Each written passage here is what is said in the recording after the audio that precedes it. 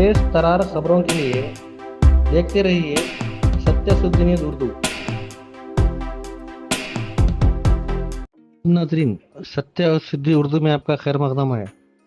हावेरी जिला के राडमदिर तहसील के कौलत ग्राम में हर साल की तरह इस साल भी आने वाले नवंबर 25 और 26 को हजरत सैदना अब्बास अली बाबा रहमतुल्लाह का संदल और उर्स बड़ी शान और शौकत से मनाया जा रहा है। इस संदल और उर्स में शिरकत फरमा कर बुजुर्गान दिन के फैज़ से माला माल पाएँ। वर्दी सैयद इरफान सत्य उर्दू राणे में नौरू।